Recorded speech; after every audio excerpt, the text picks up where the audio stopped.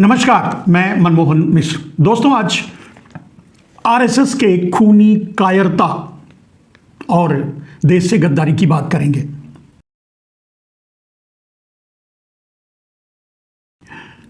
और वो प्रमाण की जरूरत नहीं है, उसके लिए बस इतना एक शब्द ही काफी है कि प्रत्यक्षम किम प्रमाणम। आज जो हो रहा है वो सबसे बड़ा प्रमाण है मेरी इस बात का कि आरएसएस के खूनी कायरता को आज साबित करने की कोशिश करेंगे, आपको लोगों के सामने रखने की कोशिश करेंगे। आप उसको अपने तरीके से समझ सकते हैं, जान सकते हैं, लेकिन उससे पहले कुछ बातें मेरे दोस्त। ये देश इलेक्टोरल बॉन्ड का साइड इफेक्ट भुगत रहा है। आपको पता ही होगा कि मध्य प्रदेश में 11 बच्चे नकली दवा कफ सिरप पी करके मर गए, तड़प तड़प के मर गए। किसी का कुछ नहीं होगा और कोई कार्रवाई नहीं होगी, ये आप भी जानते हैं और हम भी जानते हैं। जब भारत में हर 10 दवा में से 1 दवा नकली होती है तो आप समझ सकते हैं कि भारत में नकली दवाओं का व्यापार किस हद तक फल और फूल रहा है। और नकली हो या असली, मौत बांटने का कह सकते हैं आप, क्योंकि असली दवाओं पर भी भरोसा कम से कम इनकी दवाओं पर तो नहीं किया जा सकता। खैर, दुनिया में बहुत सी घटनाएं हो चुकी हैं, आपको पता है, भारत की ही दवाएं खा और पी करके। मैंने कहा जब 10 दवा में से 1 दवा नकली है तो 10 दवा खाने वालों में 1 आदमी को मरना ही है।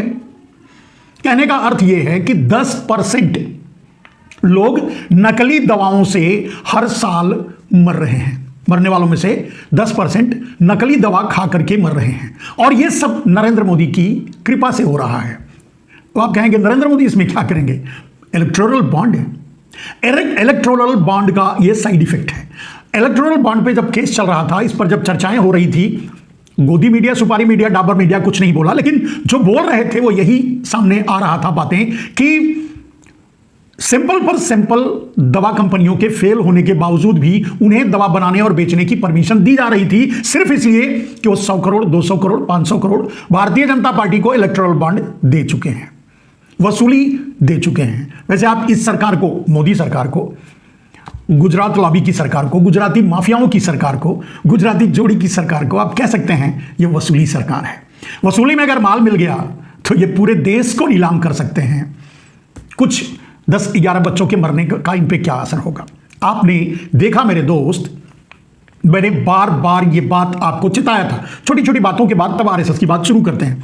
मैंने बार बार आपको चिताया था कि ट्रंप किसी भी कीमत पे नरेंद्र मोदी को छोड़ेगा नहीं, और नरेंद्र मोदी ने ऐसा कोई काम नहीं किया कि भारत को इसे प्रतिष्ठा का प्रश्न बनाए और नरेंद्र मोदी के साथ खड़ा हो। नरेंद्र मोदी जो भी ट्रंप से अपना व्यक्तिगत गुप्त रिश्ता कायम किए, वो सब कुछ व्यक्तिगत तौर पर किए थे, और उन्होंने ये डिक्लेयर करके किया था कि ये मेरा व्यक्तिगत रिश्ता है, मेरी व्यक्तिगत दोस्ती है। तो भारत इसमें क्यों इन्वॉल्व हो, ये मैं बार बार कहा हूं। अब ट्रंप ने तो सीधे डिक्लेयर कर दिया है कि मैं मोदी को नहीं छोड़ूंगा।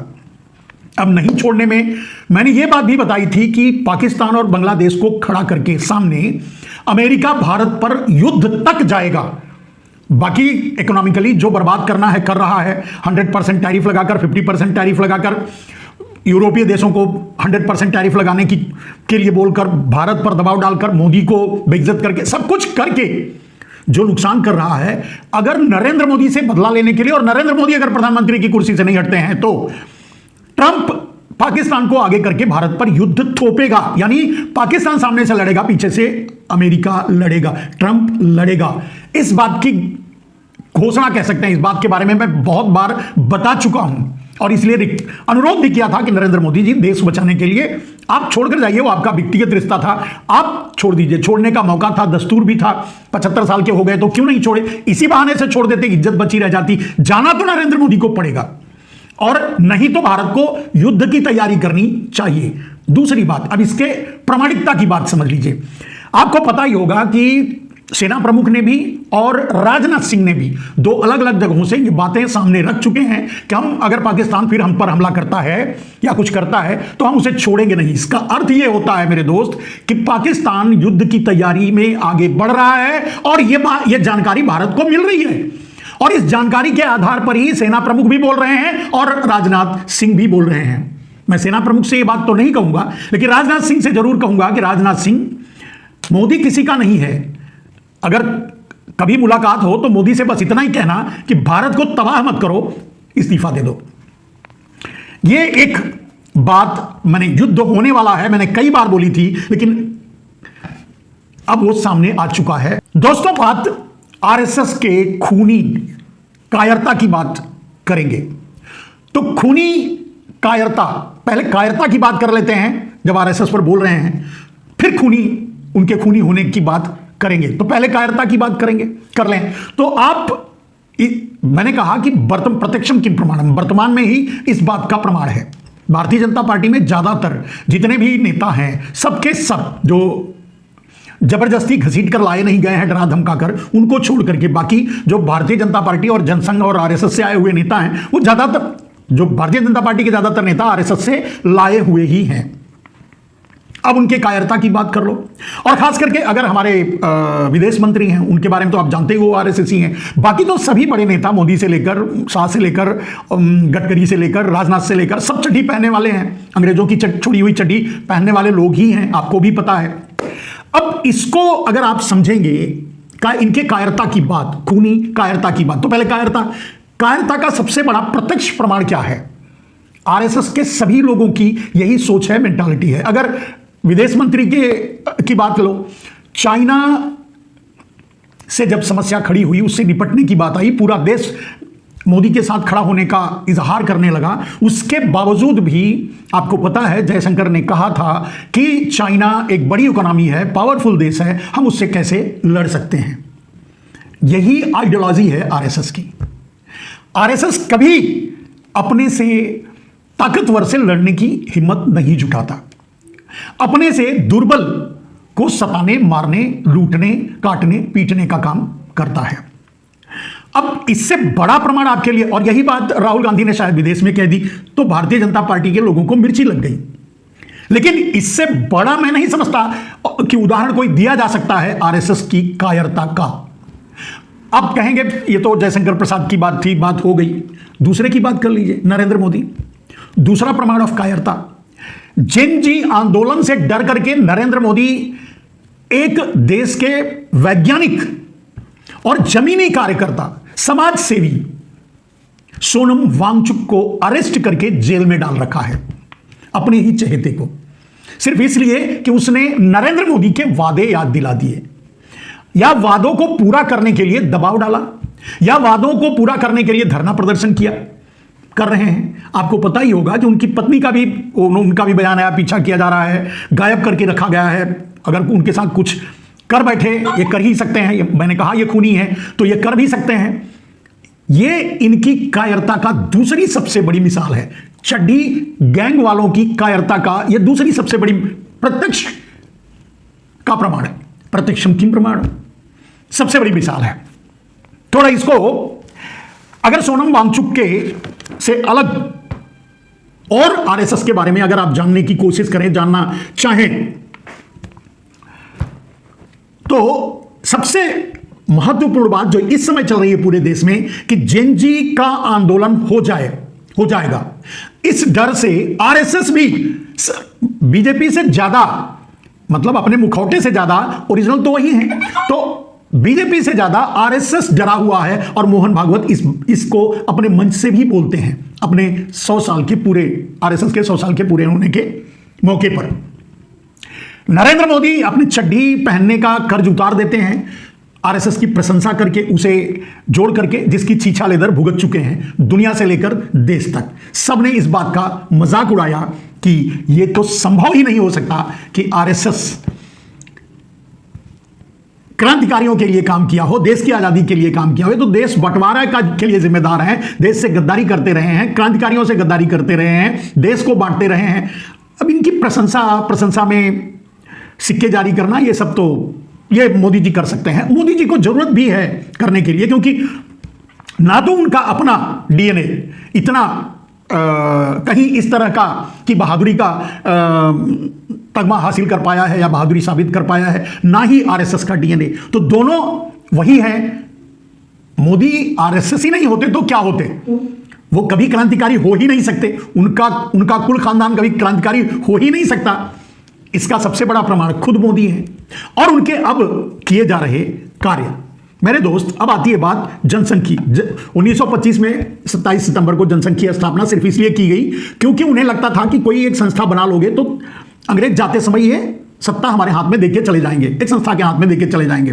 और इसीलिए ये आरएसएस जो बाद में जनसंघ की भी स्थापना किए 1951 में, उससे कुछ उखाड़ पछाड़ तो नहीं पाए। इन्होंने और भी साइड बाई साइड संगठन खड़ा किए, दंगे करवाने के लिए, झगड़े करने के लिए, लूटपाट करने के लिए, बजरंग दल, विश्व हिंदू परिषद और दुनिया भर के और संगठन। आपको पता ही है, विश्व हिंदू परिषद पर चंदा मांगकर उसको गायब करने का आरोप है, बजरंग दल पे कैसे कैसे आरोप लगते हैं आप भी जानते हैं। ये सबके सब वही है, क्या बोलते हैं, आरएसएस ही हैं, वहीं से निकल कर आते हैं। आपस में भले ही आपको पता ही होगा, तोगड़िया को दौड़ा दौड़ा करके मोदी ने मरवाया, पता नहीं भाग भाग करके कैसे अपनी अपनी जान बचाए, तो ये आपस में भी लड़ते रहते हैं। मेरे दोस्त, इनमें क्या कहते हैं, वाद, जो अधिनायकवाद सबसे ज्यादा रहा है और सबसे बड़ा प्रमाण तो यही है कि 1980 से 2009 से, माफ कीजिएगा, 1980 में तो इन्होंने बीजेपी की स्थापना की। उसके बाद इन्होंने कितना खूनी खेल खेला और किस खूनी खेल से कितनी सीटें इनकी बढ़ी, इसको मैं अभी कुछ मिनट में आगे बताऊंगा। अब आते हैं मेरे दोस्त उस इतिहास पर जो जनसंघियों का इतिहास है और आरएसएस का इतिहास है। इतिहास नहीं, वर्तमान समझ लीजिए, प्रमाण है, प्रत्यक्षम किम प्रमाणम, प्रत्यक्ष है। क्या है, कैसे, आप इसको समझिए। 1980 में 1980 में इनकी स्थापना हुई थी। भारतीय जनता पार्टी की स्थापना इन्होंने की थी। जनसंघ से कुछ उखाड़ा पछाड़ा नहीं गया। जनसंघ जब आई थी तो इसे रणुओं का संगठन कहा जाता था। गांव में तब मेरा बचपन था, मैं देखता था कि जो गांव के एकदम से निकम्मे, बिना शादीशुदा रणवे हुआ करते थे और निकम्मे हुआ करते थे, वो जनसंघी बन जाया करते थे। तो इसीलिए इनका नाम ही रणुओं की पार्टी कहा गया। अब पुराने लोग जो होंगे मेरी उम्र के, उनको ये बातें याद होगी कि बचपन में जनसंघ के बारे में वो क्या सुना करते थे। और वही जनसंघ आज बीजेपी है। तो आप उसमें कोई इनके विचारों में और सोच में, सिद्धांत में, कार्य में कोई बदलाव नहीं हुआ है। वही रणुओं की पार्टी है और वही काम भी है। लेकिन 1984 में इन्हें खूनी खेल खेलते खेलते 2 सीट मिली थी। यह इनका ओरिजिनल कर्म था जो आजादी से लेकर तब तक राजनीतिक रूप से अपने आप को स्थापित करने की कोशिश में लगे हुए थे। उसका परिणाम आप 2 सीट, यही इनकी ओरिजिनल सीट है, ओरिजिनल स्ट्रेंथ है, यही इनका सब कुछ है, पूंजी है। अब जब इनकी समाप्ति होगी तब भी इनके पास 2 सीट रहेगी, ये मानकर चलिए। अब उसके बाद इनका शुरू हुआ असली खूनी खेल। मैंने कहा खूनी कायरता। आप सोचेंगे कि कोई खून करने वाला आदमी, कोई कत्ल करने वाला आदमी, लोगों को मरवा देने वाला, मारने वाला आदमी कायर कैसे हो सकता है? मेरे दोस्त, ये जग जाहिर है, ये सर्वविदित है कि कायर ही हमेशा वार करता है। पहला वार हमेशा कायर ही करता है, मार भी देता है। कायर ही पाप करता है, कायर ही पापी होता है, कायर ही कत्ल करता है, कायर ही लोगों की जान लेता है। बहादुर आदमी कभी ये काम नहीं करते। इसीलिए मैंने बापू को कहा था कि उनसे ज्यादा ताकतवर कोई इस देश में था नहीं, क्योंकि वो अहिंसा की ताकत उनके अंदर थी। वो कायर नहीं थे, वो बहादुर थे। कायर तो ये लोग थे। 1984 में 2 सीट मेरे दोस्त, 1989 में 85 सीट में बदल गई, सिर्फ राम मंदिर के नाम पर लोगों का कत्ल करवा के। अब एक घटना और आपको याद दिलाता हूं। मुलायम सिंह के जमाने में एक मिश्रा जी हुआ करते थे, नाम पूरा लेंगे तो कोई प्रॉब्लम ना हो जाए, आप जानते हैं। उनके वही सचिव थे और उनके आदेश पर ही अयोध्या में गोलीकांड हुआ था, जिससे लोग कहते हैं कि यमुना लाल हो गई थी खून से, और यह काम बीजेपी ने ही करवाया था। अब इसका प्रमाण क्यों है?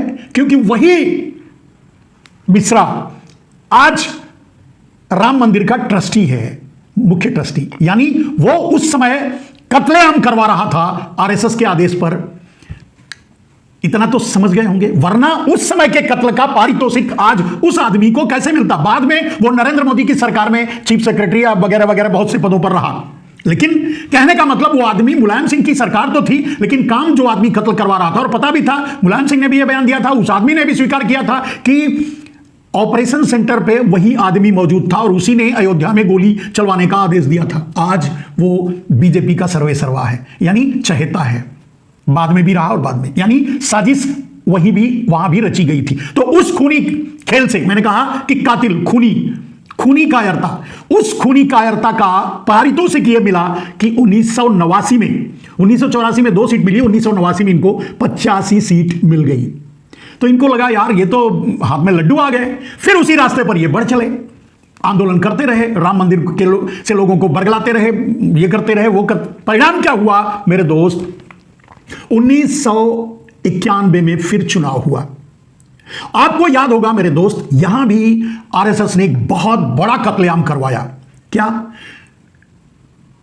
जम्मू एंड कश्मीर में पंडितों पर जो हमले हुए, उनका कत्लेआम हुआ, उसके लिए आरएसएस की योजना पर काम किया गया, या आरएसएस ने ही करवाया, यहां तक भी कहा जा सकता है। क्योंकि उस समय प्रभारी हुआ करते थे नरेंद्र मोदी जम्मू एंड कश्मीर के, जब हिंदुओं का कत्लेआम हुआ।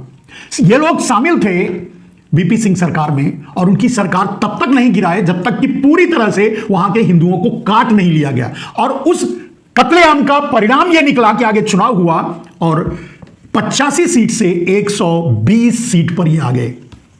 मैं इसीलिए कहता हूं कि सिर्फ खूनी कायरता से ही इन्होंने सीट दर सीट अपने आप को बढ़ाया राजनीति की तरफ। जब इनको अंग्रेजों ने नहीं दिया, उस समय ये कुछ नहीं किए, नहीं हो पाया, सत्ता नहीं हासिल हुई, तो सत्ता हासिल करने के लिए कितने लोगों का कत्ल किया और किस किस तरह से षड्यंत्र किया, ये अंदाजा लगा सकते हैं आप।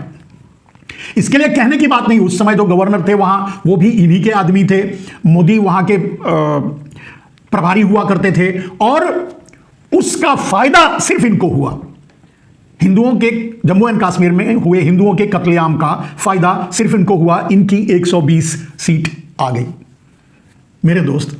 उसके बाद तो आपको पता ही होगा, ना जाने कहां कहां कैसे कैसे कांड हुए। हम तो कहते हैं कि मुंबई का कांड भी, मुंबई बम धमाके जो हुए थे उनमें भी इनका ही हाथ रहा हो, या और भी बहुत से, क्योंकि इन धमाकों का और इन तरह के हत्याओं का, खून का ही परिणाम seat by seat Bharatiya Janata party को मिली। यानी आरएसएस को सफलता मिलती रही सरकार की तरफ आगे बढ़ने का। 1996 में इनको 161 सीट मिली, फिर ये सत्ता में भी रहे। 1998 में, 96 में, 98 में, 99 में, आपको पता है 2-3 बार गिरी उठी सरकार, आप जानते हैं। तब कहीं जाकर के वाजपेयी कुछ दिनों तक सरकार में रहे। जिस समय सरकार में रहे वाजपेयी साहब, उस समय उन्होंने अपने कायरता का परिचय देते हुए यह साबित कर दिया कि संघी कभी आम आदमी के लिए काम नहीं करते, सिर्फ ये उद्योगपतियों के लिए काम करते हैं। वही काम फील गुड करवाते करवाते अटल बिहारी वाजपेयी भी सिर्फ उद्योगपतियों के लिए काम किया, आम आदमी के लिए कुछ नहीं। परिणाम क्या हुआ कि 2004 में भी हार गए और ये 138 सीट पर चले गए, और 2009 में 116 सीट पर आ गए।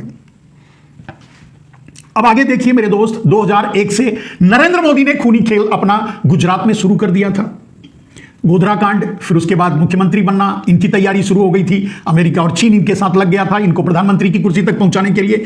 अब वो आगे बढ़ता रहा, वो भी तो जनसंघी हैं, मतलब वो भी तो आरएसएस ही हैं, वो भी तो चड्डी गैंग से ही आते हैं, वो भी तो चड्डी पहनते हैं।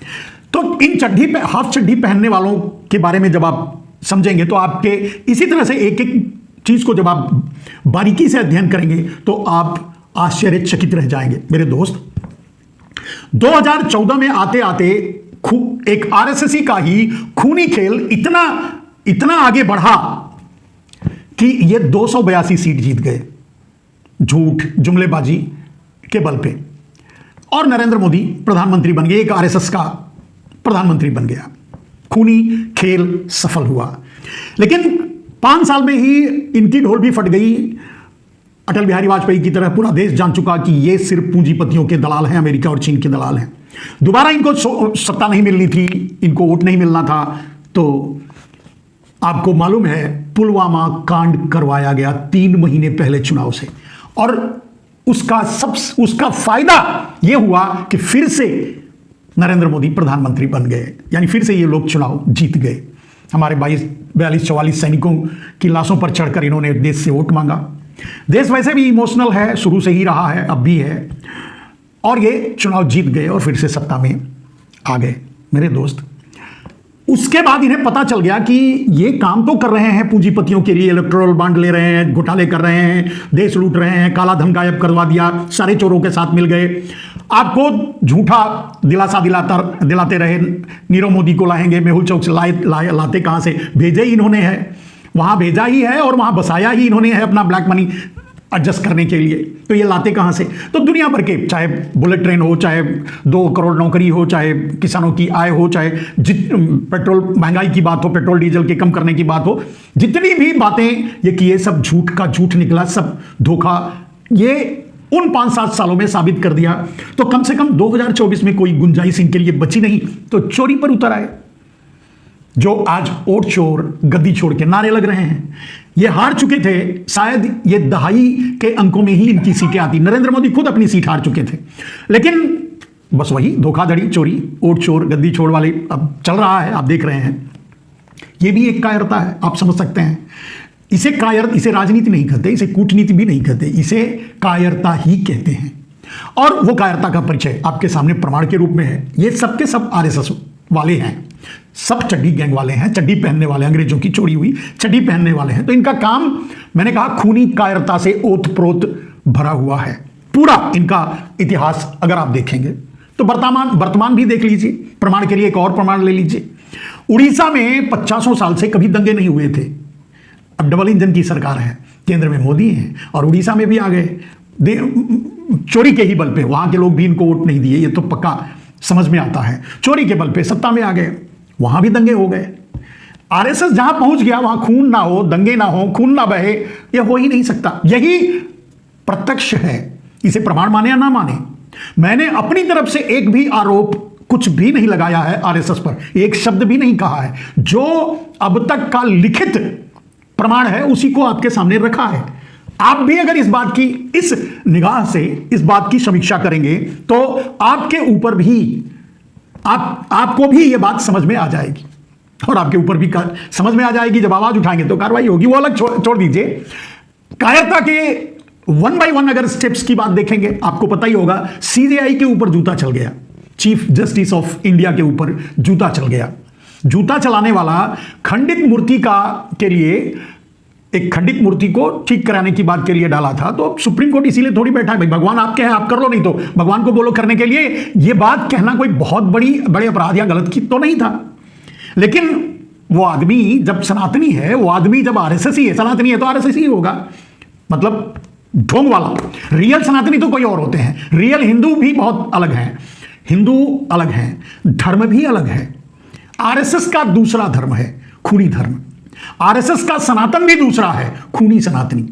अब सुप्रीम कोर्ट में भी जूते चल रहे हैं, नारे भी लगा रहे हैं, सनातन की हो गई, उन्हें कौन सा ऐसी बात की और कहा। लेकिन इसे बड़े अच्छे तरीके से चीफ जस्टिस ने हैंडल किया कि भाई छोड़ो, ये लोग ऐसे ही हैं, इनको ऐसा करने दो, इस पर कोई फर्क नहीं पड़ता, अपना कार्रवाई करो, अपनी काम अपना जारी रखो। वो सनातनी का नारा दे करके चले गए, जूता उता चला करके।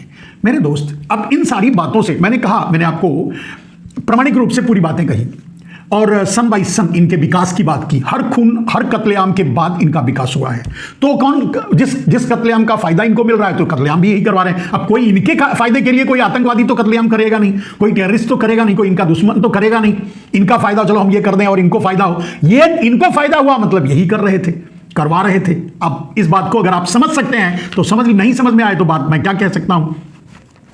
और सबसे बड़ी बात, बिहार का चुनाव, आपको पता ही है, बिहार का चुनाव का आज मेरे ख्याल से प्रेस कॉन्फ्रेंस करके डिक्लेयर हो गया, तब जब नीतीश सरकार, अब वो तो बेचारे विक्षिप्त हो चुके हैं, अर्धविक्षिप्त अवस्था में, पता नहीं उनको ज्ञान है कि नहीं है, लेकिन उन्होंने सबको पैसा बांट दिया, 10-10 हज़ार, 5, जो भी, मैं अमाउंट नहीं जानता, लोगों के खातों में पैसा पहुंच गया। ये सूचना चुनाव आयोग को मिल गई, तब चुनाव आयोग ने चुनाव का डिक्लेयर किया। वेट कर रहा था कि पहले पैसा दे लो, तुम्हारा काम बन जाए, उसके बाद हम डिक्लेयर कर देंगे। तो चुनाव डिक्लेयर हो गया। अब मेरा एक संदेश है मेरे दोस्त, बिहार के उन माताओं, बहनों, बेटों, बेटियों जो भी हैं, कि भैया पैसा तो आपको मिल गया, अब तो ये छीनने से रहे। अब इस समय चुनाव के दौरान तो नहीं छीन पाएंगे। अब अगर इनको वोट दिया और ये सत्ता में आए, तब ये जितना दिए हैं उसका कई गुना ज्यादा आपसे फिर छीन लेंगे। तो आप क्या चाहते हो? पैसा ले लिए, ठीक किया, लेकिन इनको भूल के वोट मत देना, वरना जो पैसा दिए हैं उसका 10 गुना आपसे छीन लेंगे, आपकी चड्डी भी उतार लेंगे, नंगा कर देंगे, घर भी बेच, सब कुछ छीन लेंगे। बचा ही कुछ, बहुत कुछ नहीं है। छीन लेंगे। आपके पास बचा ही कितना है? बिहार की बात मेरे दोस्त, जहां एक बात समझो, कोई कार्यक्रम जब सरकार चलाती है तो उसमें कहती है कि जिनके पास दुपहिया वाहन है उनको यह सुविधा नहीं मिलेगी, यानी वो गरीबी रेखा के नीचे हैं। आपको जानकर आश्चर्य होगा कि 96% बिहारियों के पास वाहन नहीं है, चाहे 4 व्हीलर हो चाहे 2 व्हीलर हो, वाहन नहीं, यानी 96% बिहारी गरीबी रेखा के नीचे हैं। यह सुशासन यानी डबल और ट्रिपल इंजन का यह काम है 15-20 सालों से।